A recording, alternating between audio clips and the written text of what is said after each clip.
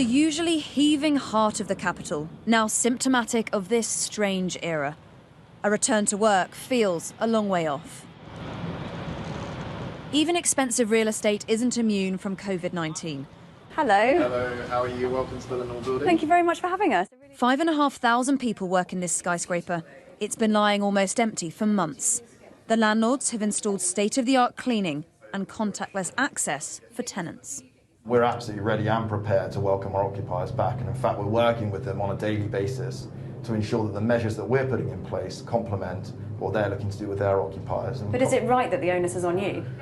Well, I think the onus is on all of us to collaborate together to get the right outcome, and that's the government, the Mayor of London, ourselves, and the occupiers to all work together and make sure that we're in a safe environment for everyone. But the landscape may have changed. If workers stay home, what's the future for the office?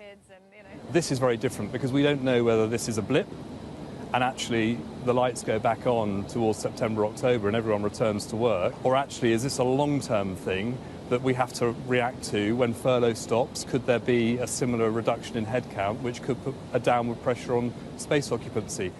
Empty offices don't just matter for those in real estate. If workers don't return, it has the potential to completely redraw our towns and cities.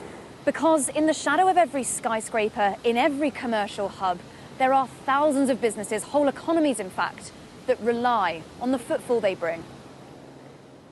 At the foot of this building is a market. There's been one here since the 14th century. Rarely has it stood so still.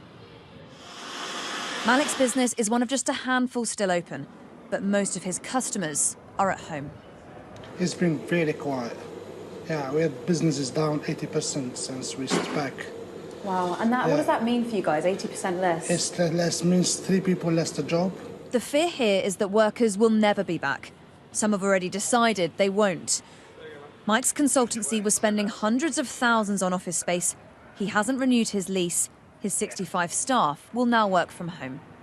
Everybody's had to move to a different way of working at the same time. So any one company trying to do that on their own would have found that really hard to force that change. But with everyone doing it at the same time, everyone's got used to it. And so it's completely acceptable for us to be working in this manner.